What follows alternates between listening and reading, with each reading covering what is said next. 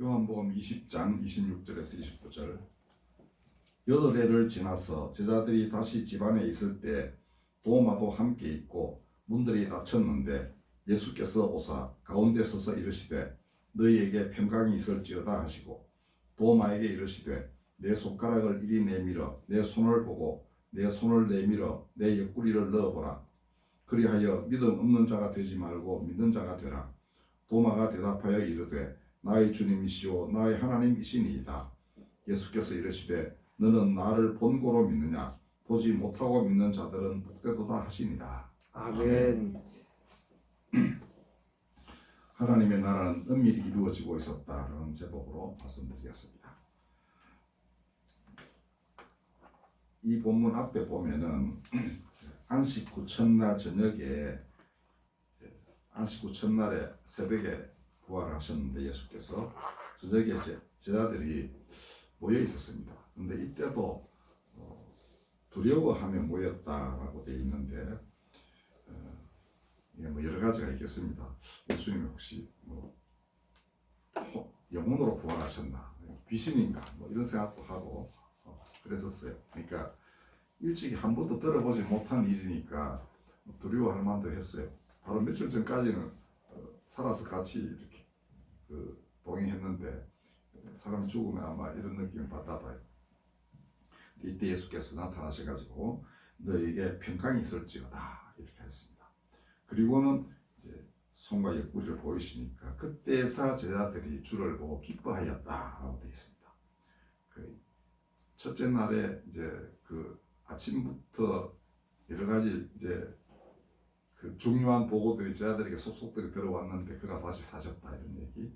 이 저녁에 그가 직접 이제 손과 옆구리를 보이실 때야 비로소 제자들이 두려움에서 벗어나서 기쁨을 얻었다.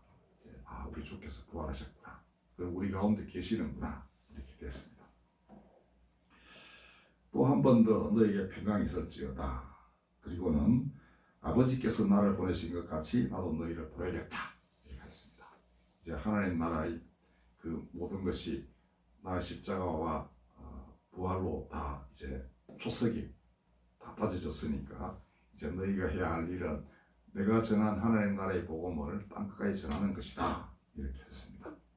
그리고는 그들을 향하여 숨을 내쉬며 성령을 받으라 라고 했습니다.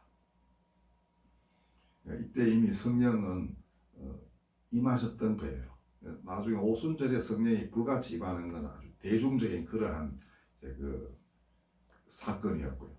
여기서 이미 안식 후 첫날 저녁에 성령께서 예수께서 성령을 받으라 하시면서 숨을 내셨을 때 그들에게는 이미 성령이 임하였던 것입니다. 그리고 예수께서 권한을 주셨어요. 너희가 누구 죄든지 사하면 사해질 것이고 누구 죄든지 그대로 두면 그대로 있을 것이다. 이렇게 이제 이 세상의 죄에 대한 용서와 심판의 권한을 주신 것으로 되어 있습니다. 그러니까 그 전에 예수 살아계실 때 중풍병자 너 죄가 사함 받았다 낫게 하고 이러면 사람들이 뭐 저런 죄 사함을 행하는 권한을 갖고 있는 사람이 도대체 말이 안 된다. 하나님을 모독하였다. 이렇게 해서 십자가에 처형했는데 이제는 예수께서 자신뿐 아니라 제자들도 똑같이 그런 권한을 가지고 있다라고 했습니다. 그러니까 임무가 막중하죠. 얼마만큼 용서하고 얼마만큼 심판할 것이냐 하는 문제는 이제 오직 그리스도의 뜻에 따른 것입니다. 그리고 심판의 의미에 대해서도 예수께서 하신 대로 이제 해야만 되는 그런 자리에 성도들은 서게 됐던 겁니다. 자, 근데 12제자 중에 디도모라 불리는 도마는 그때 그 자리에 없었어요. 그리고는 이제 제자들이 우리가 주님을 보았다 했더니 도마가 나는 내가 그의 손의 못자국을 보고 내 손가락을 그 못자국에 넣고 내 손을 그 옆구리에 넣어보지 않고서는 믿지 아니하겠다 이렇게 했습니다. 그러니까 이래서 도마에게는 항상 경용사가 붙어 있어요. 의심 많은 도마 이렇게. 그러니까 보지 않고는 나는 믿지 못하겠다 해서 의심 많은 도마가 됐는데 8해가 지난 뒤에 도마도 함께 있는 자리에 예수께서 또 언제 갑자기 나타나셨습니다. 그리고 또 평강이 있을지어다 하셨습니다. 그러니까 계속 평강이 있을지어다 성령을 받으라고 하신 이유는 저희들 아직도 두려움에서 벗어나지 못하고 있는 겁니다. 그러니까 그 두려움은 자신들에게도 고난이 닥칠까, 이분이 진짜 그분 만나 이런 약간의 의구심도 있었겠죠. 근데 이렇게 하니 이제 도마가 아주 확실하게 도장을 찍습니다. 도마에게 이 손가락을 여기 넣고 한번 해봐 이렇게 예수께서 그러셨습니다. 그랬더니 그리고는 믿음 없는 자가 되지 말고 믿는 자가 되라 하셨습니다. 그랬더니 도마는 이제 손가락 넣지 않아요. 그냥 바로 고백하기를 나의 주님이시오 나의 하나님 이렇게 얘기했습니다. 신약 성경에 특히 복음서에 예수님을 하나님이라고 부르는 거는 이게 유일합니다. 그러니까 맞대어 놓고 당신은 하나님이십니다라는 고백이 여기서 처음 나오는 거예요. 그러니까 복음서가 4개인데 앞에 3개 복음서에는 안 나옵니다. 부활하신 예수님에 대해서 하나님입니다 이렇게 고백한 건 없어요. 시간이 많이 흘러서 요한이 이 복음서를 쓸 때쯤인 1세기 말에 이제 그들은 하나님이 사람 몸으로 우리 가운데 오셨구나 이렇게 이제 느끼게 된 겁니다. 그전에는 당신은 하나님의 아들이십니다 이렇게 고백했는데 여기서는 사람이 되신 하나님이 사람 몸으로 우리 가운데 계셨구나 이렇게 고백을 하게 된 거예요. 이거는 지금 그 전에도 없고 그 후에도 없는 그런 신앙입니다. 하나님이 사람이 되시다니, 하나님이 사람 되셔서 우리 가운데 거하시고 또 철저한 사람으로서 철저히 고난을 당하시고 고통 당하시고 그래서 우리 죄를 씻으셨구나. 그를 믿으면 거룩하게 되는 겁니다. 그러니까 죄에서 벗어나고 다시금 하나님이 그 죄를 기억하지 아니하시고 그럼으로써 거룩한 자리에 들어가는 원래 인간의 모습을 회복을 하게 되는 겁니다. 원래 인간, 하나님이 원래 만드셨던 인간의 모든 모습을 갖추게 되는 것. 이것을 우리는 구원이라고 합니다. 자, 근데 이때부터 이제 세상은 여전히 혼란스러웠습니다. 로마의 지배는 그대로고요. 유대인들 제사장들, 예수를 십자가에 못 박아 죽인 제사장들은 여전히 세상에서 권한을 행사하고 있었습니다. 근데 서서히 은밀하게 하나님 나라는 이제 이렇게 제자들 가운데서 이루어지고 있었습니다. 사람들은 금세 잊어버렸습니다. 그렇게 아까운 사람 하나 돌아가셨지. 그리고 자기들 일상생활로 돌아갔어요. 그렇지만 그는 자신을 사랑하는 사람들 가운데 이렇게 부활의 몸으로 다시 오셔가지고 차곡차곡 아주 은밀하게 하나님의 나라를 이룩하기 시작하셨습니다. 그거는 새로운 깨달음에서 시작됐습니다. 하나님이 사람이 되셔서 이렇게 우리 가운데 오셨구나. 그럼 그가 원하시는 게 무엇이지? 세계문으로 잘 나타나 있습니다. 내가 너희를 사랑한 것 같이 너희도 서로 사랑하라. 이게 그 나라의 그 주춧돌입니다. 자, 그리고 이제 오늘은 도마 얘기를 바로 하도록 하겠습니다. 도마는 그러면 어떻게 예수님을 하나님이라고 표현하면서 그의 길을 따라갔는가? 자, 도마의 자기가 하나는 사도고요. 그 다음에 사람들이 흔히 과학자의 수호성이라고 합니다. 그거는 의심 많은 도마가 믿는 사람이 됐기 때문입니다. 의심 많다는 거는 과학자들의 태도예요. 이게 진짜 만든 거가 보이는 대로 맞나 이런 거. 근데 그런 확실하게 믿음으로 있는 걸 그대로의 사실을 보게 된 그런 사람이에요. 이거 현대에도 꼭 필요한 일입니다.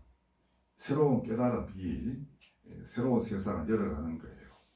지금 따지고 보면 이 코로나19 이 팬데믹 때문에 교회는 굉장히 통제를 많이 받고 있죠. 잘 모이지도 못하죠. 많은 사람들이 그 1년 내도록 한 번도 교회 못 나간 사람 되게 많습니다. 그렇지만 여러분들 희망을 가지십시오. 옛날에도 똑같았습니다. 여전히 세상은 로마의 치하에 있고 제사장은 권세를 부리고 있었지만 하나님 나라는 은밀하게 이미 예수를 사랑하는 사람들 통하여 이 땅에서 조금씩 연결을 하고 있었다는 거. 지금도 마찬가지입니다. 하나님의 은혜를 기리고 영과 진리로 하나님을 경배하려는 사람들은 반드시 하나님이 찾아오셔가지고 이 어려운 시기 가운데서도 오히려 더 굳건하게 하나님 나라를 만들고 가 계시는 겁니다. 이제 도마를 통하여 그 일을 한번 살펴보도록 하겠습니다. 이 도마는 아주 특이한 사람이에요. 도마에 관해서는 도마 행전이라는 책이 있고 도마 복음서라는 게 있습니다. 다 이제 성경에 들어오지 못했는데 뭐 나중에 사람들이 지어낸 얘기다라는 얘기도 있고 그런데 복음서와 인맥상통하는 바가 굉장히 많습니다. 그리고 지금은 도마 복음서에서 라 번역서도 나와 있고 그래요. 원문도 있고 아주 나중에 발견이 됐습니다. 교회에서는 이제 좀 이 핍박을 받은 책이라고 할 수 있는데 근래에 와서 발견이 됐어요. 근데 얘기를 들어보면 그럴듯합니다. 도마 행전에 대해서는 제가 그전에도 말씀드린 적이 있는데 이런 거예요. 12사도들이 이제 선교지를 나누어서 가게 됐습니다. 아마 안드레는 영국으로 가고 뭐 이렇게 돼 있는데요. 도마는 인도가 이렇게 됐습니다. 그 당시만 해도 인도하고 이렇게 교류가 있었던 건 알렉산더가 수백 년 전에 이미 인도까지 정복을 하고 그랬기 때문에 교류도 있던 나라예요. 근데 인도가 뭐니까 이제 명을 받들지 않고 빈둥빈둥 예루살렘 근방에서 놀고 있었습니다. 갈까 말까 이거. 자, 그런데 그때 당시 인도의 왕이 이게 다 행전에 나오는 얘기입니다. 인도의 왕이 자기 별장을 지으려고 하는데 이 유능한 석공은 팔레스타인 땅에 있다는 얘기를 듣고 신하를 하나 보내요. 하나 좀 돈 주고 모셔와라. 신하가 갔는데 찾을 수가 있나 정보가 없는데. 근데 나없이 어떤 사람이 찾아오더니만 당신 석공 구하러 왔지. 예. 어떻게 합니까? 나 잘 알지. 그거는 아주 유능한 석공 하나가 있는데 바로 저놈이야. 그게 이제 도마가 거기 서 있었어요. 나한테 돈 주고 사라. 저는 내 종이니까 내가 거기 주인이야. 했어. 거기 이제 불러왔어요. 그래가지고 이제 그 신하가 이 사람 네 주인 맞나? 했더니 도마가 딱 보는 순간 몸이 얼어붙었습니다. 예수님이 그랬다 이제 예 이러고 할 수 없이 예 그랬습니다. 그러니까 그 신하는 예수님께 돈을 드리고 도마를 잡아가지고 인도로 간대죠. 자 가서는 왕이 네 석공 맞냐 했더니 예 재주가 좋으냐 예 그럼 내 집을 지어라 예 예산이 얼마냐 뭐 많이 달라고 그랬습니다. 그 왕창 받아가지고 그날로 가난한 사람이 싹 다 나누어주고 또 거기서 또 빈둥빈둥 놀고 있는 겁니다. 몇 달이 지났어요. 그 임금은 이제 자기 집이 다 돼 가는가 싶어가지고 또 불렀어요. 그래서 야 다 돼 가느냐? 예, 다 돼 가는데 지붕만 남았습니다. 돈이 좀 더 필요한데요. 또 받았어요. 또 그날로 다 나눠주고 말았습니다. 근데 이게 소문이 안 날 리가 없죠. 왕의 동생이 이걸 알아챘습니다. 왕의 동생쯤 되면 그 정보국의 책임자 좀 안 되겠습니까? 잡아들였어요. 너희놈 돈 다 네가 먹었지. 너 내일 아침 죽는다. 근데 그날 밤에 하나님의 사자가 이 왕의 동생을 천국으로 데려가. 그래서 쭉 돌아보는데 이건 누구지 저건 누구지 했는데 아주 어마무지하게 좋은 집이 하나 있는 거예요.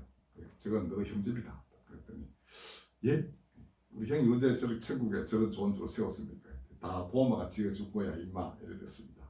그때 왕의 동생이 탁 깨달은 거죠. 아 분명히 저놈이 가난한 사람에게 다 돈을 나눠줬는데 사실은 그게 천국에 우리 형을 위해 집을 지은 거구나. 죽으면 어차피 여기 올 텐데 야 이거. 그리고는 이제 정신이 들었습니다. 입신 상태에서 깨어나가지고 불이 나게 형한테 갔습니다. 형 그 집 나한테 좀 팔아. 근데 그 무슨 얘기야 이랬더니 이래 된 겁니다. 그래서 형제가 그래서 이제 뭐 감화를 받고 그 다른 보면 왕비를 이렇게 제가 교육을 시켰다는 얘기도 있는데 여하튼 그 밤에 일가 전체가 이제 회심을 했습니다. 물론 도마는 이제 풀려났죠. 자, 이게 도마 행전에 나온 얘기입니다. 그러니까 뭡니까?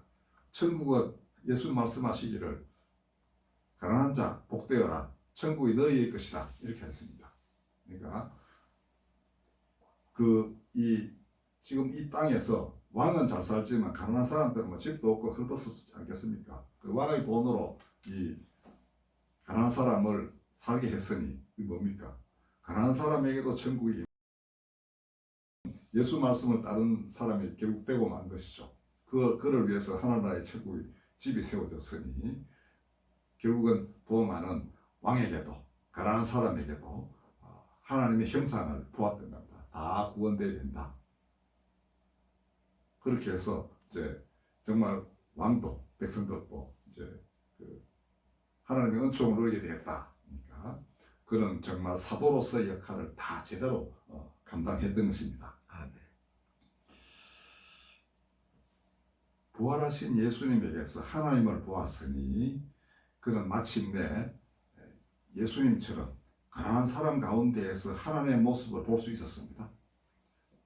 예수님이 그 고단송에서도 하나님의 영광을 보셨듯이 그는 또 들판에 있는 곳에서도 마찬가지의 영광을 보았겠죠. 왕에게서도 물론 하나님의 형상을 보았습니다. 그가 남긴 이 도마복음서, 누가 썼는지 모릅니다. 본인 저작인지 아니면 나중에 이제 도마의 제자들이 또 이렇게 했는지 이런 기절이 있어요. 예수께서 이렇게 말씀하셨다. 나무 토막 하나를 가르더라도 돌 하나를 들어보더라도 거기에서 나를 발견할 것이다. 그러니까 예수님이 들판의 고단 속에서 하나님의 영광을 보신 것처럼 돌을 들춰봐도 나무 토막 하나를 이렇게 갈라봐도 그 안에 하나님의 영광이 들어있을 것이다. 거기서 나의 손길을 느낄 것이다. 이거 보통 생각할 수 있는 게 아니죠. 바울이 사실은 일찍이 말했습니다. 하나님이 만물 가운데 자신의 영광을 잘 드러내고 계셨다. 그 사람들은 핑계할 수 없다라고 말했습니다. 로마서 1장 20절. 이제 초기 교회가 이렇게 세상 만물을 전혀 다르게 보기 시작한 겁니다. 모든 세상의 만물 있는 그 모두는 다 하나님이 지으신 것이고 선한 것이다. 지금 비록 악한 자일지라도 그는 원래는 하나님이 지으신 선한 존재이다. 이게 시간이 흐르면서 교회에서 자리 잡은 당시 초기 교회의 중요한 믿음입니다. 제가 지난번 주일에도 말씀드렸죠. 본브라트 목사가 말하기를 이 세상에 크리스찬 아닌 사람, 그리스도의 사람이 아닌 사람이 한 사람도 없다. 다만 지금 아닌 것은 그가 길을 벗어났기 때문이다. 언제나 돌아올 수 있다. 그리고 돌아오는 계기는 누구에게나 열려져 있다. 이게 초기 교회, 그리고 고난 많았던 초기 교회 믿음, 그 다음에 20세기에 들어와서 정말 고초를 겪었던 공산치하 교회의 믿음이 그런 것이었습니다. 자, 그 다음에 이 돌 하나, 나무 하나에서도 하나님의 영광을 볼 수 있는 사람, 이거 과학자의 진정한 모델입니다. 자, 오늘의 과학은 거의 무신론으로 흘러가고 있어요. 사물을 파헤치면 결국은 하나님 없는 것이 드러난다. 이게 대충 요새 이 과학자들의 상당한 수의 과학자들의 태도가 그러합니다. 그러나 우리는 파헤칠수록 거기서 하나님의 영광을 본다. 이런 과학자가 필요합니다. 그리고 그거는 처음에는 도마처럼 늘 의심하죠. 그렇지만은 정말 그리스도 안에서 하나님을 본 사람은 사람 안에서 하나님을 보고, 그 다음에 왕에게서도 거지에게서도 하나님을 보고, 그 다음에 모든 사물 가운데에서도 하나님의 손길이 미치고 있다는 걸 볼 수 있습니다. 그러면 만물을 사랑하게 되겠죠. 그렇게 만물을 사랑하는 것이 하나님 마음이고 하나님 닮아가는 길이고 그것이 이 세상을 새롭게 하는 깃털입니다. 오늘날 세상 물건이 있으면 자기만 다 가지려 하고 다 이런 세상 아닙니까? 그러니까 LH 사태만 해도 그런 것이죠. 땅이 다 사실은 많은 사람들이 우리 아파트든 뭐든 간에 도마가 그러듯이 골고루 잘 나누어서 그렇대로 사람들이 땅에 발을 디디고 살 수 있게끔 해주려고 사실 국가 정책도 그렇게 해서 세워지는 것인데 이거를 정보를 미리 안 자들이 그걸 자기 사욕을 채우기 위해서 악용했다면 그 말이 안 되는 것이죠. 하나님은 모르는 사람들이 작태일 수밖에 없는 것입니다. 자, 이런 일이 있어서는 안 되겠죠. 그러니까 이런 것들을 교정해 나가는 것이 진실로 하나님을 아는 사람들의 길입니다. 어떤 세상은 지금 그런 식으로 돌아가고 있어요. 이런 세상에서 그래도 하나님의 나라는 은밀하게 이루어지고 있다는 걸 여러분 믿으십시오. 아멘. 옛날 사도들 같은 사람들, 이름 없는 모르는 성도들이 자기 여건 하에서 끊임없이 하나님의 뜻을 이룩하고 그 뜻을 실행하려 했던 것, 이게 교회의 역사입니다. 우리가 가끔 선교사들 얘기 많이 하지만 하나하나 돌이켜보면 그렇지 아니한 사람이 없었습니다. 제가 옛날에 그 치과의 선교회 벌써 꽤나 오래전 얘기가 됐습니다. 40년 전의 얘기인데 그때 선교사로 오셨던 그 닥터 뉴스만은 그 이전에 6.25 폐허가 아직 그 복구되기 전에 우리나라 왔다가 군의관으로 미국에서 일본에서 근무하면서 선교사 대회로 작정하고 왔어요. 그리고 우리나라 전쟁과 한 사람도 양자로 받아들여서 이제 지금 그 나이가 되게 많을 거예요. 그 다음에 여기 와서 남가자도 이런 일대를 제 아들 데리고 다니면서 무의촌 진료도 하고요. 그 일본 제자가 지금 옛날 월드비전의 대표로 계시던 박종산 목사님이고 우리 박태수 장로님하고 그 선후배가 아주 시니어예요. 자, 그리고는 이제 광주 내려가서 광주 기독병원에 정말 환자가 득식을 끓이길 정도로 이렇게 많이 해준 그 공로가 있음에도 불구하고 병원에서는 돈 한 푼 안 받았어요. 장로 교단에서 나오는 선교사 비용만 아주 소액이었다고 합니다. 그걸로만 사신 분이에요. 근데 난지도 진료할 때 옛날 채워가지고 이제 본인이 파이프 일일이 다 만들어서 이렇게 새로 정비를 하셨는데 그걸 하느라고 여기 막 혹이 이만큼 날 정도로 그렇게 과로를 하시기도 하고 그런 분이었어요. 이런 헌신적인 사람들이 있어서 그 뒤에 치과의료 선교회는 지금도 치과 의료 선교사를 양성하고 보내기도 하고 그렇습니다. 그러니까 토대가 한번 씨앗을 한 뿌려지면은 그냥 썩는 법이 없다는 겁니다. 썩으면 반드시 많은 열매를 거두게 되어 있습니다. 그러니까 우리 하는 일이 아주 적다 할지라도 여러분들 내가 뭐 이렇게 보잘것없는 사람이냐 이렇게 생각하실 거 없습니다. 하나님은 바로 그 보잘것없는 사람 하나하나를 택해가지고 은밀하게 그의 나라를 이루고 계시는데 우리가 다만 볼 수 없을 뿐이죠. 어떤 열매가 맺혀질지 아무도 모릅니다. 다만 오늘 하루하루에 충실하게 되면 그 나라는 우리를 통하여 차곡차곡 이 땅에서 누구도 훼손할 수 없는 음부의 권세가 결코 이길 수 없는 하나님 나라가 이루어지고 있는 것입니다. 아멘. 특히 이 어려운 시기에 우리의 믿음이 죽지 않고 더욱더 성성하게 되기만을 바라고 이 도마의 믿음, 당신은 하나님이십니다. 그러면 이때부터는 도망 못 가죠.